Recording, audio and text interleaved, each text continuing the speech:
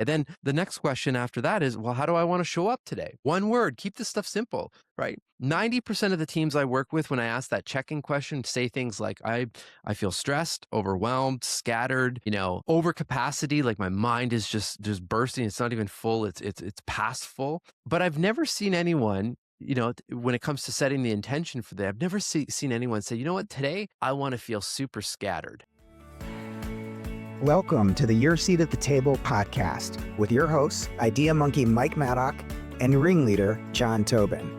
We're two founders, a serial entrepreneur and a billion-dollar operator, who talk to leaders about how, when, and why they made their most pivotal decisions in life.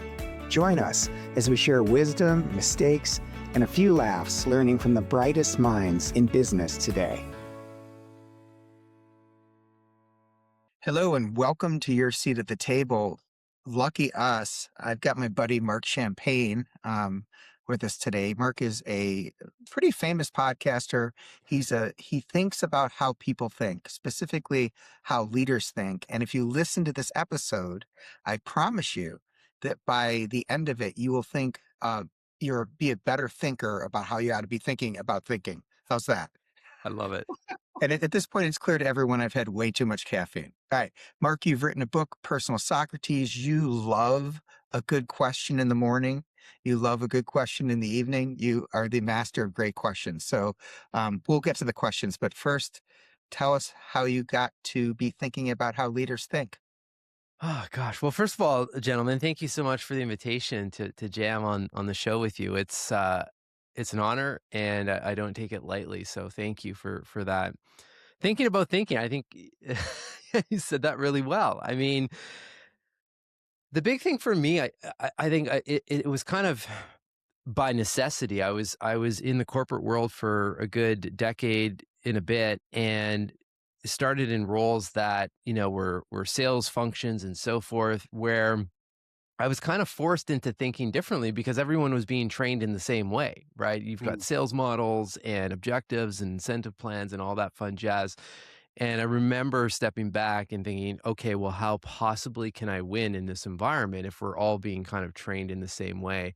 And Well, that's when especially really in the pharmaceutical world when you were yeah, there, right? Like, because they were all kind of the same games and things like that. When you were totally. at And you'd be Novartis? hired as big buckets of people essentially, right? It's like new Yeah. brand, and like we're hiring a field force for the entire country kind of thing.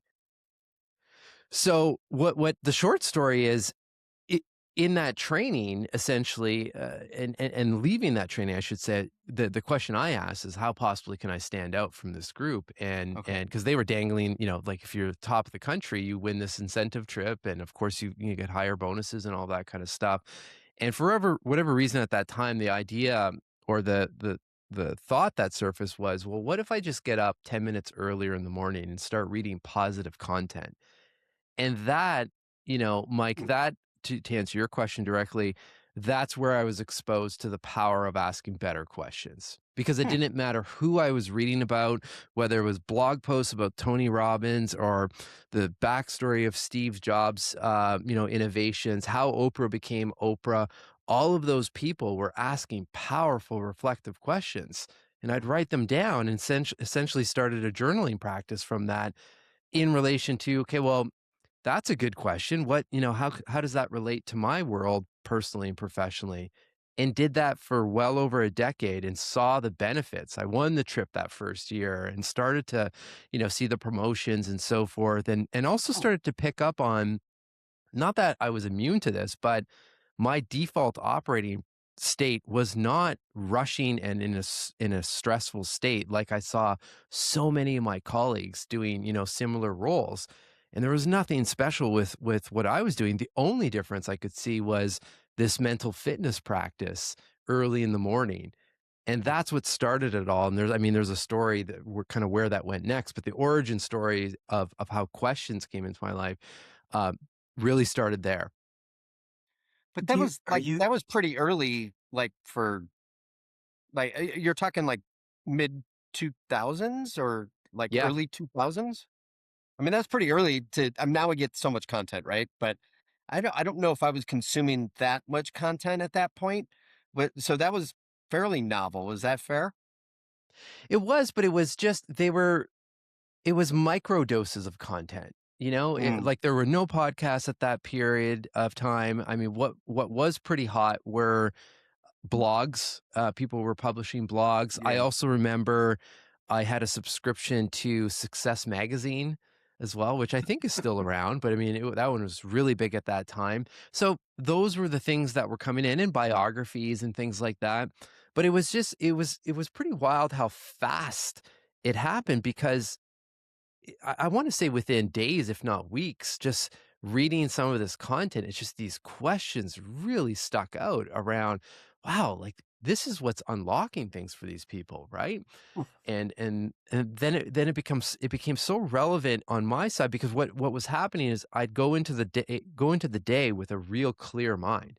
Felt like I gave my mind, it's almost like I took my mind to the spa for 10 minutes before going into the workday, before getting hit with all of the other regular tasks and priorities and things like that. But had this almost like sacred time in the morning to just level set and come in with good intention and focus. And then eventually I would start doing that, because you start priming your mind like that. Then 2 p.m. rolls around and you get hit with some stress or whatever it is. You can kind of take a breath and go back, like, oh yeah, remember I read about Marcus Aurelius doing this crazy thing, and he was able to, make really good decisions by leveraging this practice or whatever it was. Wow. So I'm gonna get the name wrong, probably how to pronounce it, but in looking at your profile, it looks like you went to Atsuka Yeah, Pharmaceuticals, there it is. Yeah. and it specifically talked about um, like doing something within mental health for pharmaceutical. That's what it said. So can you talk? Yep. Like, was that purposeful, or did that also bleed into this discovery as you started selling? Things that were related to mental health, did that also seep into it? Or was it like, no, I got the interest in mental health, so I sought it out. How did that play out? Yeah, that's a great question, and there were links with that company, but not actually on the mental health side of things, which is interesting. That comes kind of a little bit later in the Okay. story, where um, basically what happened at Atsuka, I mean, things were going well. This isn't a story where, I hated my job and the team wasn't good and all that kind of stuff. Things were actually going really well. But then I got to this point where, again, now at this time, or this point, it's been well over a decade of using the practice of journaling. And it was around the same time that the meditation apps were starting to take off Yep. digitally. So Calm and Headspace and so forth. Yep. And I remember thinking, okay, people are open to being guided digitally in the meditation world. Seems to be working well. At that time, there was nothing though that helped people um, pick up a journaling practice like how I had been using it for the last decade, in a way that is a little bit more modern, or a way that can easily integrate into our lives Mm, personally and professionally. And where Otsuka comes into the picture is, the idea was, well, first let's create something, and then I say like let's, I mean, or we. I flipped my brother-in-law an email, who was the only link I had to any kind of entrepreneurial experience. Like, that wasn't mm, my background, and neither, I don't come from a family of entrepreneurs. So said, hey, here's the idea. I've been using this practice for a long time. Everyone that I know that you study and read about, they're doing this as well, or have done this. Why don't we create an app that helps guide people into the practice, just like Calm and Headspace are doing in the meditation world? And let's call it Kyo, which was the Japanese word for today, which came from Atsuka, because when I was first hired, I remember they sent me to Tokyo for this psychiatrist conference. And I was brand new in the role, but I live just outside of Toronto, Canada. In order for me to meet all of the top psychiatrists and psychologists across the country, I mean, mm, it would have taken 6 to 7 months of flying around and meeting and so forth, where 70% of those clients were going to be at this conference. So mm. they sent me to this conference in Tokyo. I've never been. It was the first time. And I'll never forget this. I was staying at this Hyatt, and it was about maybe a 15-minute walk from the hotel to the conference center. So I'd walked every day to this conference, and halfway through that walk, I'd walk through a temple. And it was Hmm. so wild for anyone that's been to Tokyo, it's like it's busy, there's a lot going on and a lot of moving parts. Soon as I entered that temple, it's just like life just stopped, right? It was like, boom, and it was super calm. And then out the other side, busy, busy. And so when it came to naming the app or not even just naming, trying to really put together the concept of how we wanted people to feel after using this as a practice, it was like anyone could find a moment of calm and tranquility in the busyness of the streets in New York or California or Toronto, like no matter where you're at. So that was actually the link to Atsuka was more so the name and the brand kind of ethos to starting that company. Wow, Yeah, a amazing. question, a Yeah, follow-up did question, real quick. Mental health versus mental fitness. Yes, great Because question. yeah, you said mental health, but really you're talking about being fit. So how do you think about Yeah. those differently? I think there's a huge distinction and I felt this when we were launching the app because whenever I would speak about mental health, and as you pointed out, John, I worked in mental health with Atsuka. You kind of would talk about mental health almost from a excuse me it's like pulling yourself out of a hole. It's like you're in a tough place, and thankfully we're having more and more conversations and making it more normal and okay to talk about it. But it never really felt empowering versus something like mental fitness. I define that as anything that you're doing to train your mind to work for you instead of against you, which encompasses, it's the umbrella term. It includes mental health, but it includes mental performance, optimization, resiliency, and so forth. And just found that it was an easier kind of on-ramp into the topic of essentially we're all trying to do the same thing. We want our minds to be functioning well and feeling great more days than not. But it provided a better opportunity to have that conversation without starting in a place that just felt really, uh, really challenging to be completely honest. Yeah, it's aspirational. I love it. I Yeah, love well, the it's just is it yeah. more proactive versus reactive in a way? for sure. I would say definitely more proactive, but also just, I use it reactively as well. I think the other Mm, part about the fitness piece is that you can, of course, make the link to physical fitness. And what has been helpful, even though I was, speaking a lot about, journaling, given that was kind of my main product, even though now it's just really the whole category of mental fitness. The line I often use is if you think of physical fitness and if you individually don't like to run, it doesn't rule out all of exercise. So, and the same is true for the mind. Like, because I hear this all the time. It's like, I've always tried to meditate and I just can't do it. I'm like, well, then don't meditate. I mean, Yeah, it's journal, awesome. do breath work. Like, there's a million different things you can do. But let's not just like rule out the category and leave our mind on autopilot or to chance just because there's one thing that doesn't work for us. hmm. Do you think disconnecting from nature has hurt us more than we know? It seems to me that a walk in the woods does a lot of what you're doing, and talk about that. Do you? Yeah. Mm. That's right where I went when you said I don't want to meditate. Well, but I'll go fly fishing, Yeah. and I'll watch a fly float across water, and to me it feels like meditation. I completely lose myself in it.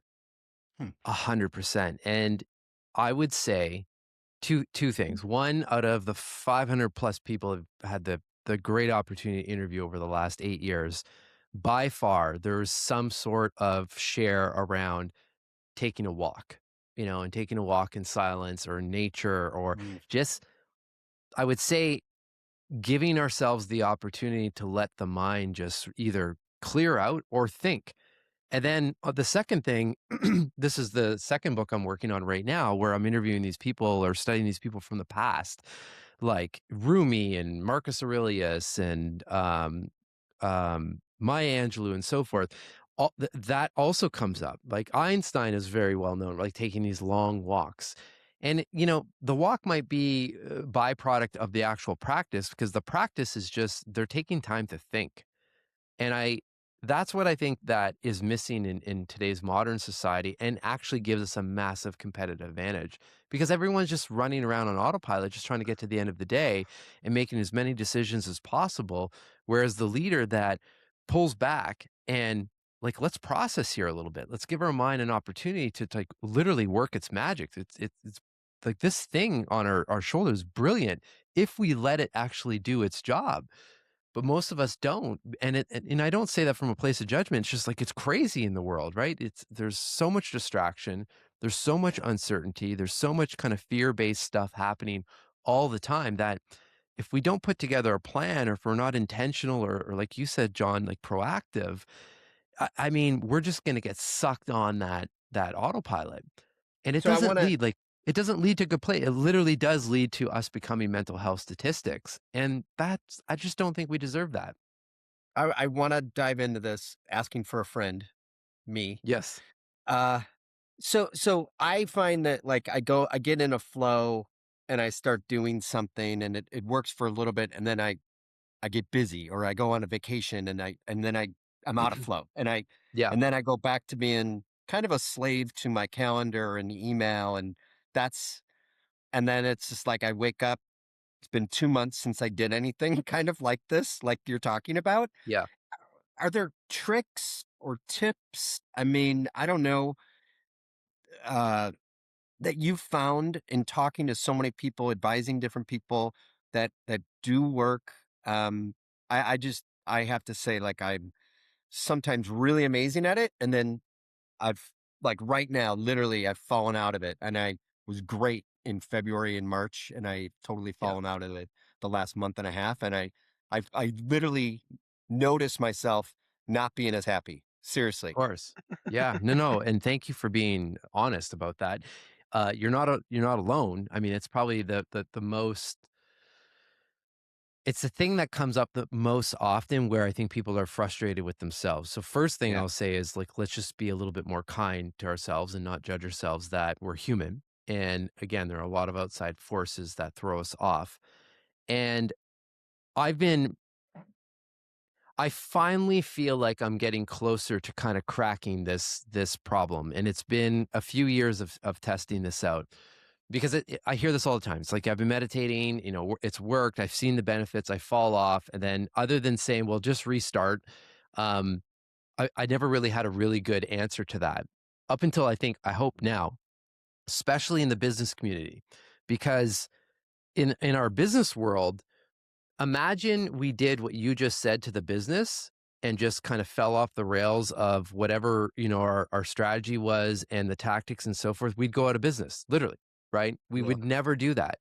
And so then, I started to think, well, then what works in business? Like what in giant companies as well as even smaller companies in the pharma world, we always had business reviews quarterly without Mm. fail. I mean, it was probably the most stressed I've ever been because that's when I've got to present what's going on and take a look at the numbers, where we need to make adjustments and so forth. But there's a reason we do that, right? And Mm. then secondly, with all of the leaders that I've ever studied or interviewed, typically what comes back is especially the billionaires. For some reason, the billionaires, because there's like this wrap around like, oh, they have so many decisions to make. There's so much going on. But I feel like they always have this most simple strategy to get back to the plan. And it's just that take a look at what's the plan for the next 90 days. There's all this stuff and this opportunity coming up, but like, what did we decide is the most important for the next 90 days? So if we can take those principles that we know have worked, and there's so many business operating strategies and so forth that rely on these kind of systems, EGS, all that stuff, EOS, all of them. What's the version that of that for our mind? Right. So for you, John, like maybe it's okay, well, starting today for the next 90 days, take a look what's most important to you personally and professionally and what you're trying to achieve, and also most importantly how do you want to feel during those 90 days and especially at the end. And then what are the practices, what are the things, what's the mental nutrition, the books, the podcasts, the documentaries, the things that will fuel your mind in support of what you're doing. And then when like Mm. shit happens and life happens, you just go back to the plan. right? It's Right. just, okay, well, I'm just going to reset. I know this stuff works. I've already said that I'm going to commit to these things for the next 90 days. And the 90 days is important because what I see is, yeah, I'm going to meditate now for until the end of eternity, which sounds great, but then again, life happens and we drop Yep. and it's just too grandiose.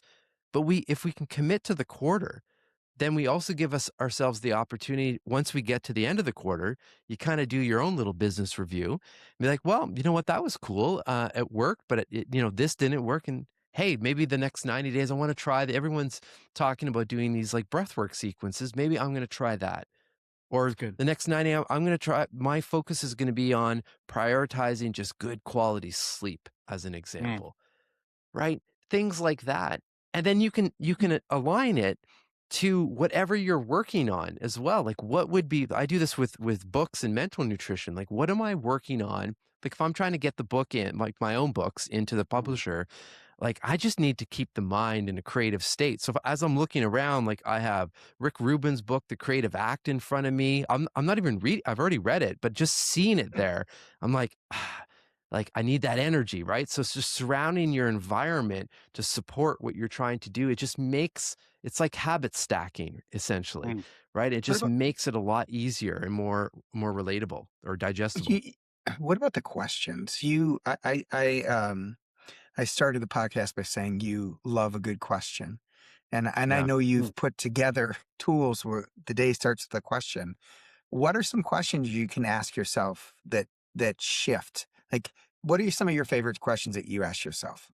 Yeah. Well, I think what's interesting about questions, or at least what I've discovered on this, is that the highest quality questions typically there's a formula to them because it's not necessarily that they're and I will answer your question as well. I'll share some like standard ones, but the highest quality highest quality question usually is Wait, linked are to you saying Mike is asking a crappy question? Is that exactly actually No, what where he's you're going to no, ask, no, going? like, no. why would you ask that question, Mike? It's Exactly.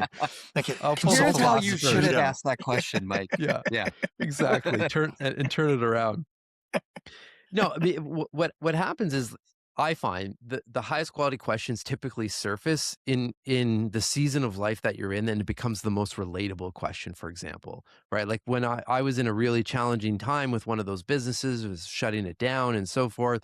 And I remember a mentor of mine just flipped me a question when I asked for a bunch of feedback. Mm. Some of them, he's a well-known entrepreneur, so this audience may know him. Chip Conley is who helped Yeah, me out on that one. gotcha. And he just said, "What do you want for your life?" I was like, "Oh, I mean, that's a good question, Chip." I mean, like I was in the thick of it, in a deep depression at that point. And the reason I share that question is because I could ask that to myself today, which would serve as a nice check-in. But in that moment, it literally paused the looping narrative long enough to actually pull me out of the depression and surface the next set of questions, which, okay, well, if this is what you want, then, who do you need to speak to? Like, what's one step you can Right. take today as an example? So, the specificity and the timing of it does make a big difference. But in general, I would say first and foremost, we need to have some sort of set of check-in type questions. Again, no different than in the business world and so forth. If we don't have the data, then it's hard to make good informed decisions. So, as an example, coffee's brewing first thing in the morning. You don't even need a pen and paper. Just literally let the coffee drip. How do I feel today? One word. Okay, I feel overwhelmed. All right. Well, then what's fueling the overwhelm this morning? Like, can I again, no judgment. We're just like zoom up. We're just trying to collect data so we can make better decisions. So if I feel overwhelmed, like, is there some fuel source I can cut from that? Like, what's fueling it? And sometimes, maybe it's a conversation that, needs to be had, or sometimes it's just a bunch of nonsense that's floating around in our heads around like stories we're telling ourselves. Like, I just let that go and move into the day. And then the next question after that is, well, how do I want to show up today? One word, keep this stuff simple, right?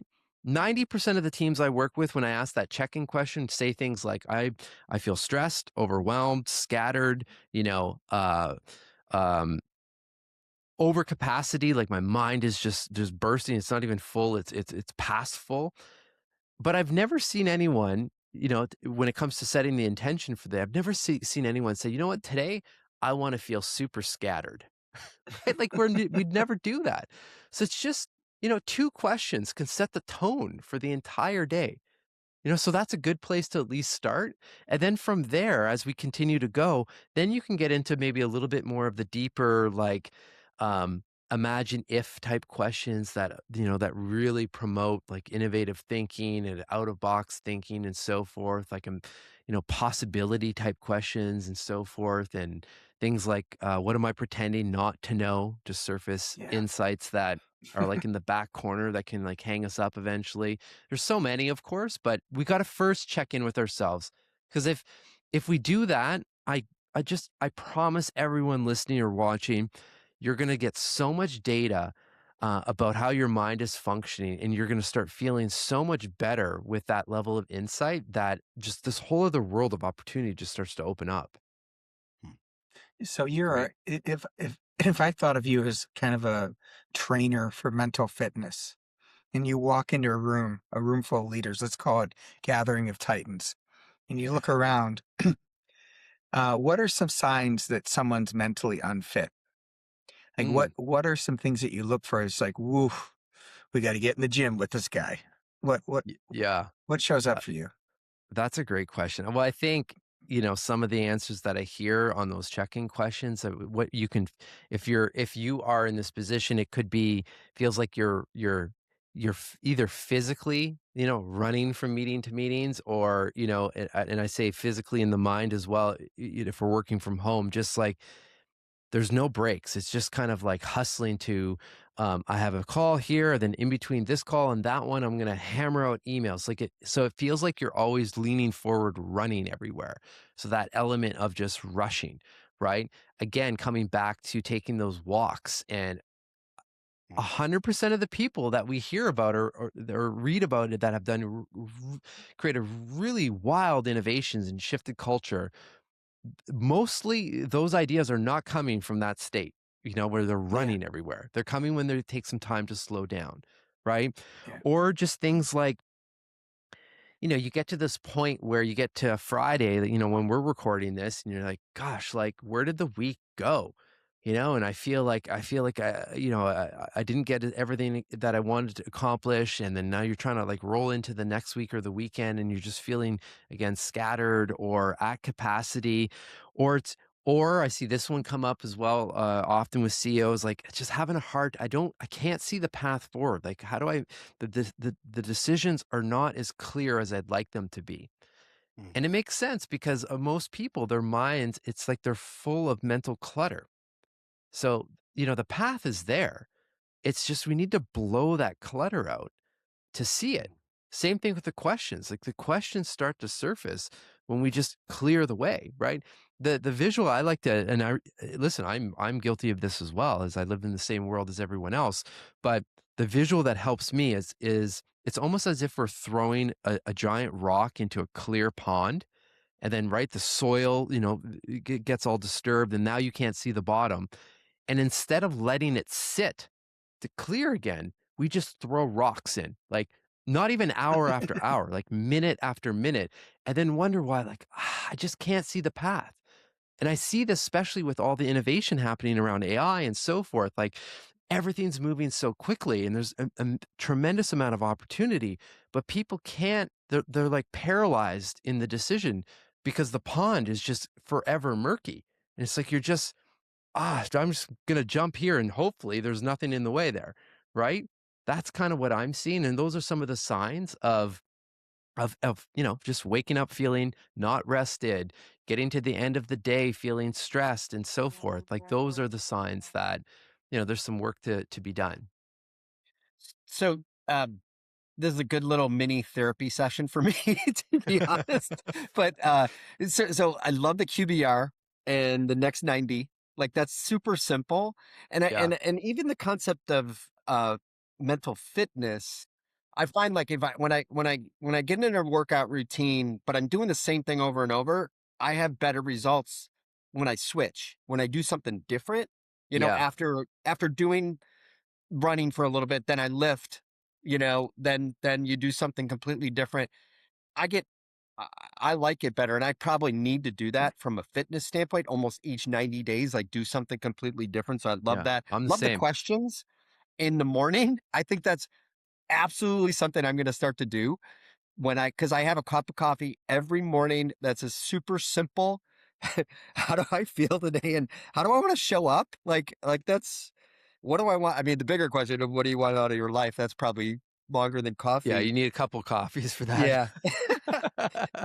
Blowing the clutter out. I love that. So I'd love to you referenced a new book you're working on, and I think a lot of the stuff that you've been talking about, it seems to be in the personal Socrates, or as Bill and Ted's Excellent Adventure, Socrates uh would say. But like Yeah, the is it Europeans it's always introduce that book as Socrates. It's Socrates? funny. Yeah, nice. Yeah. But is your next book, is it an extension of that? Or where do you go that's a little bit different perhaps? It is an extension, because it's I mean, and it just happened from a natural point that I found myself living the terrain that the new book is discovering because I needed that guide essentially. And I also saw on my own podcast, Behind the Human, that a lot of the guests coming in, it wasn't their first step in the kind of the self-development or personal development space. They were, they have the tools, they've read the books, they've been to, I don't know, Tony Robbins seminar or something like that. Like they've invested in themselves. But then what happens that I wish there was a disclaimer in this space because no one really kind of talks about this is that like you come on in, we're going to give you the tools and you're going to build all this self-awareness up. And then all of a sudden you're going to get to this point where this newfound self-awareness almost like weaponizes against you in a way because it almost feels like, oh, I have one foot in old self, one foot in new self, and I'm being tugged around in this between space. And before, I would have been numbed out. I wouldn't even have known. It's almost like I don't want to say it's better, but it's a little bit easier. Now you know that shoot, like I thought I worked on that. And Mm. I'm trying to get here, but I'm kind of getting pulled back in this old programming. What do I do? And I just noticed this coming up over and over again with so many of the guests, and again, myself as well. So the question came, well, first of all, the insight was this can't be a new problem. Seems like it would be Mm. a problem from all across time. So then the question was, if I assembled the greatest dinner table of teachers, like Carl Jung, Rumi, Maya Angelou, Samurai, Mary Magdalene, who else is on the council? Lao Tzu, like the OG teachers that were all reading like all their different books and different disciplines and so forth. If I assembled them, put them around the table, and started asking questions about this very topic, like I want to know how they handled this. How does the indigenous elder handle this between selves kind of split?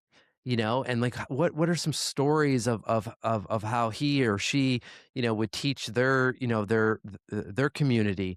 And then even better, okay, now you just said that Black Elk who's on the council. Maya Angelou, how does that relate to you? And then they start conversing. Obviously, I'm using AI to do the actual interviews, but I'm interviewing these people no different than if they were showing up on the screen like what we're doing right now. In the first person, drop me the wisdom, drop me the insight, and then writing the book from that research and insights. It's not an AI written book. It's I'm writing it. I should say I'm co-writing it because I have a co-author on that. But the insights are as if I have all of their books on the table and I'm just going through all of them and I'm getting those books to speak to themselves essentially and others. So it's been really fascinating because it's again, like there's so many, and I get the feeling that obviously it's not the first. You've picked up some of these books yourself and have done the work as well. So I imagine some of the head nods, I imagine you've felt that between space before. And the whole goal is how do we live in that between space with a little bit more ease and grace? It's not to eliminate it, but it's like that's where the magic is. But it's so hard to be there and it relates to business, relationships, like everything kind of you can look to that between space, right? Yeah, I was talking to Rand Stagen yesterday, John, and Mm. he puts this in three different words: awareness, choice, and then responsibility. So first you become aware, and now Yeah. you're in between, right? You have this Yeah. choice, and you are now responsible for the choice you make. I think it's, Yeah. I, th- I think yeah, ignorance is bliss. And as soon as you know you've got to do something, things get trickier.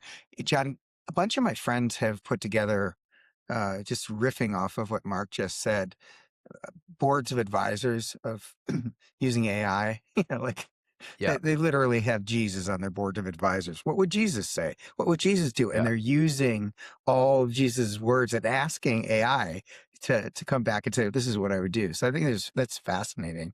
Um, Hey, Mark, I know you do have some questions that you think the greatest leaders confront regularly, or you said one earlier. What am I pretending not to know? Yeah. Or what am I pretending not to be aware of? That is a really big question. I think Hmm. Jim Collins uh, had a question similar to that. Are there a few more that are these Yeah. magic questions that you see great leaders ask themselves that make, you know, that others might be afraid to even confront? Well, I think especially when it comes to trying to make decisions and seeking some level of guidance, a question and a practice combo that is a slam dunk. And I learned this from a longtime writer at Esquire magazine, Cal Fussman. He's interviewed in this our lifetime, like the president, all the presidents, as well as Muhammad Ali, and just all these incredible humans. And I remember he gave me the practice. Because at one point he said, if I think this was with he had one of the final interviews with Muhammad Ali before he passed, and he was his hero. And he said he showed up to his computer and he went to go type up the story, and he's looking at this blank page, cursor's kind of flashing. He's like, I just had nothing to say. Didn't know where to start. And he told me, he said, I've never tried to force that situation. I'll never just try to, pull out the words if I feel really stuck. And then instead go to sleep, but with a question on my mind. Yeah. And for him, the question was always, what do I have to say? And I've taken that and I've used that myself for writing and so forth. But the practice stack on this is ask the question, like if you're trying to make a big decision, what would my higher self tell me to do in this situation? And go to bed, and then first thing in the morning, maybe make that cup of coffee, but there's no injection of outside world. Mark, I wrote about that practice, not the higher self. I love that build, but in Free the Idea Monkey, I wrote about how the best thinkers I knew would give it up to their subconscious. They would just go to bed going, tomorrow morning, I will have the answer to this question. I'm not going to think about it. And, their subconscious brain would figure it out. And the next morning in the shower, I'm like, there it is. It's like Yeah. it's almost like letting go and just trusting that the answer's in there, but you just have to give it some space to come out. And it's very similar to the walk conversation we were having earlier. Stop thinking about it, go for a walk. Let your brain do its magical work. That's awesome. I think this might sound overly simple, but I find I'm a fan of simple because simple typically works. But what's the best case scenario? Yeah. What's the best outcome in this situation? Because I Mm. think, again, when we leave our minds to default, without even thinking, we find the problems before we've even started working on, the new idea or whatever it is. Like, we don't have the budget for that, or, we're not going to get enough, interest or so forth. And I learned this from, an entrepreneur by the name of Naveen Jain, who runs a couple different companies in the health world and space, actually. And it's from this, like, his whole premise is around imagine if, and Mm. starting, a conversation or some reflection around imagine if this was possible. Like, what would that look like? And it's not to say, like, it's not like you're sticking your head in the sand and being naive that there's not going to be challenges, but don't start from the place of challenge. Mm. Start from anything is possible, and usually what happens is like you have all of these other ideas that just continue to spark from that place. And then of course, yeah, you'll be met with different challenges, but at least you've pulled out possibility right out of the gate. And the other thing, especially, and this is what he shared as well, like to to to build the culture and build the energy around that idea.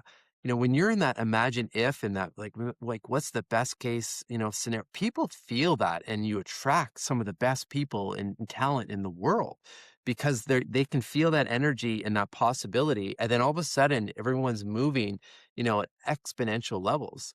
Like love them or hate them. I mean, Elon Musk is a perfect example of something like that. Like how is it that he's able to fire and capture Mm. rockets into like, chopsticks?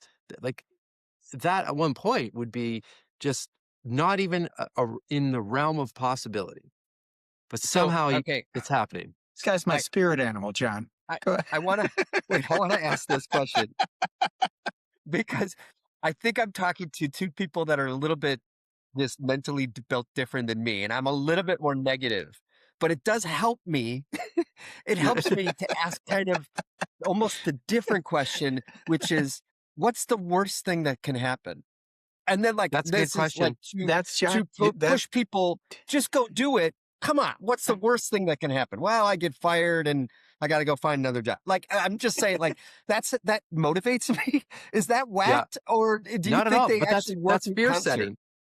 That's fear setting. I think that's a really good one. Like again, it's being, I think all of these questions, I mean, spend some time, again, go on a walk, spend some time on imagine if. I wouldn't Mm. start with what's the worst case that can happen or worst thing that can happen. I'd John. start with the possibility, Start with that. but then, What's and wrong then with you you? mitigate the downside, right? Yeah. So Nancy Maddock, my late great mom, I was having a very, very difficult time in business once, and I called her, and she goes, "Well, why don't you just imagine the worst thing that can happen, have a plan, and then move forward?" And I'm like, "What? You want me to? I'm having the worst day of my life, and you want me to imagine the?" But it was such great advice because I'm just building on John's idea. If you do imagine the worst thing that could happen, really, and go, okay, well, if that happens, here's what I'm going to do. You can put it aside and move on. Mark, Totally. you and I, my go-to punch is like, imagine, like, what could possibly go wrong? Let's go. And I rely on people like John to go, hold on a second. Let me give you a list of 327 things that could possibly go wrong here. So there's that yin and yang. That's why we're Of laughing course. because we're different. Of Um, course. Hey, yeah. Mike, So is this, as yeah, go ahead. just sorry, and we will probably move to rapid fire, but as Mark was talking about, I love that idea of having, doing the almost deep research on those different um, historian, great thinkers, and I don't know, great actors in the world, I guess. Uh, and you like doing an interview with them. I love that idea. Mike, I Me was too. thinking you actually potentially could use that for Flourish forums and get their like different kind of ask, something to come up like chat to come up with what is their uh like personality, or I forget what you call them, the different characteristics. Archetypes. Yeah. Because Yeah. and Mark, I don't know if you know Mike's business that he has. He has Yeah, a these little bit. different forums, and they specifically have different mindsets, so you get like many different angles on it. But you could probably do something like that too, Mike. Like get historic views. I think that's super interesting Eh, there.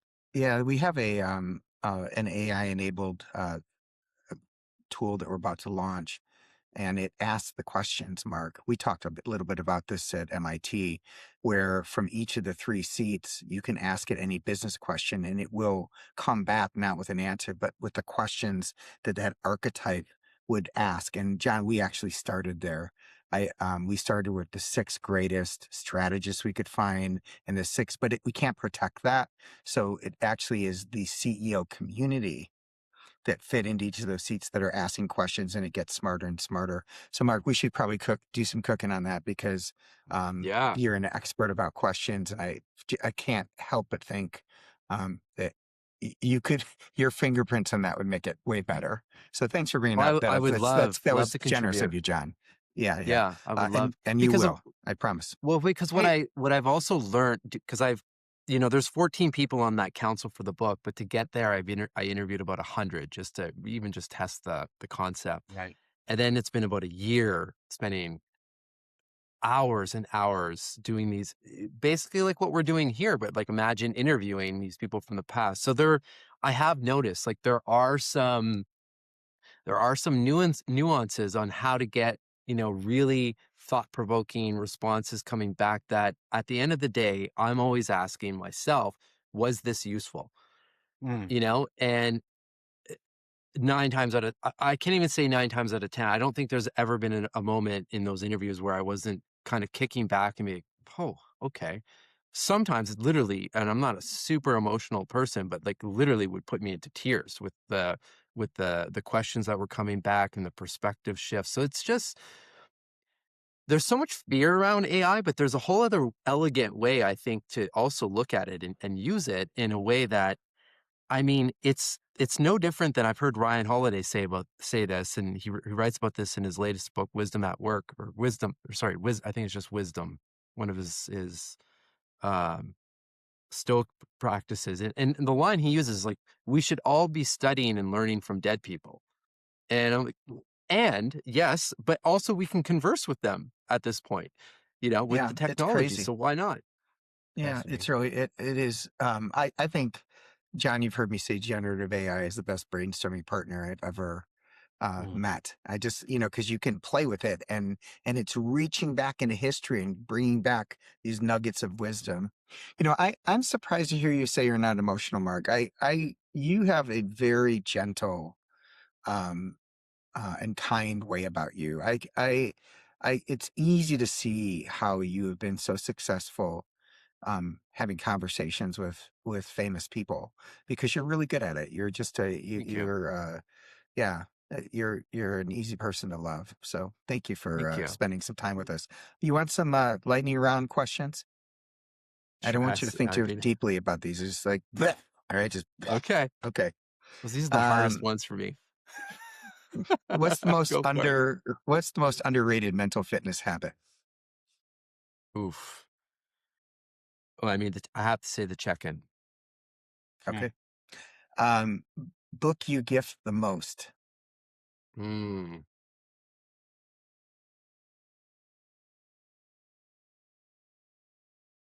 It I'm so bad at these rapid fire. There's nothing rapid about my answers in these things. Because the reason I'm hesitating is because it depends on, like, if it's just purely the mind, I'll gift anyone Robin Sharma's work, the Everyday Hero Manifesto, Hmm, or Ryan Holiday's work, The Daily Stoic.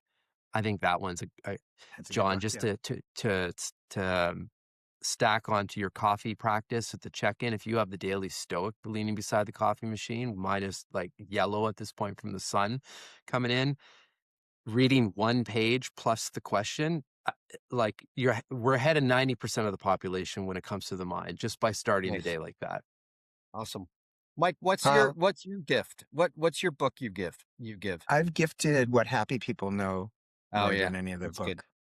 Mine is Doctor, more basic, but I still love the five dysfunctions of a teen because it's just like in a corporate world or in a teen, it's just the best way of explaining what good looks like there, I think. And so that's mine. Mm. Pat's gonna love you.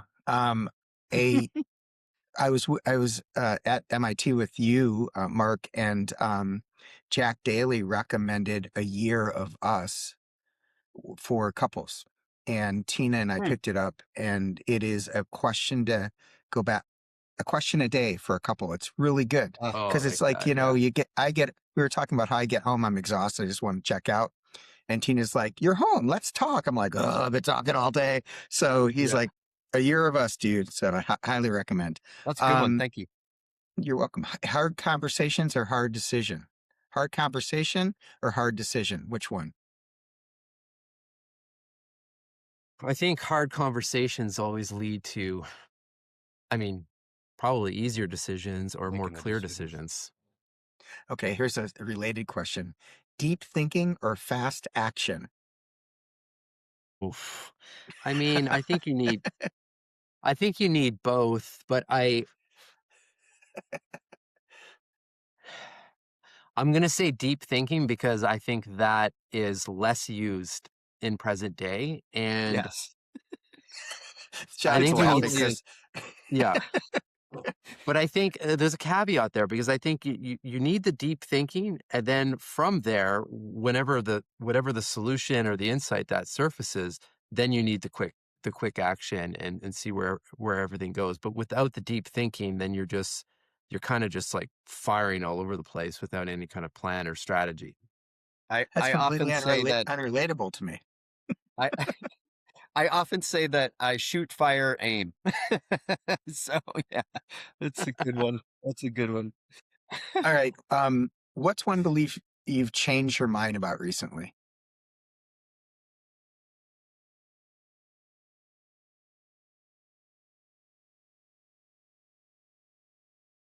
Think I think that this is gonna sound weird, but that it gets easier. I don't Mm, think it and it get easier can you can label that or attach that to really anything, but I'm attaching that right now around, the work that you're doing on yourself and so forth. Just going through this second book process, it's not that it's not getting easier. If anything, it's getting harder because of the awareness and so forth, but I'm appreciating it more. And I think the same thing in business. It's like it's not like the trying to figure out how to run these businesses gets any easier, but like I think how you view it and how you value the journey changes. And and at least for me, I'm catching myself. I had a group my own kind of like business mastermind was this morning, and I'm like, so many things are going so well, but at the same time, I feel like, is this thing gonna work over here or is that gonna work? And having that, like, it feels like another level of awareness and appreciation for that actual journey makes it more exciting in a way. Not easier, okay. but more exciting. Well, listen, my purpose is to connect people and possibilities. So pimp is going to pimp right now. If you're looking for a really good speaker or a really great coach or a someone that can come in and put together a mental fitness practice for your team. You've been listening to that person for the last 50 minutes. Mark, I'm so Thank you. grateful that we've become friends. And thank you for spending time with me and John to make us better leaders. Yeah, Thank this you. has been absolutely fantastic. Again, I took a bunch of notes and have a lot of takeaways and ideas. And, for someone that does ask a lot of questions, and one of them being, what do I have to say? I just want to echo what Mike said. You said a lot. And so thank you. Thank you so much for your generosity in being here. Thanks to you both. I mean, I love the yin and yang energy, and it just makes for such an engaging and energizing conversation. So thank you. Thank you both.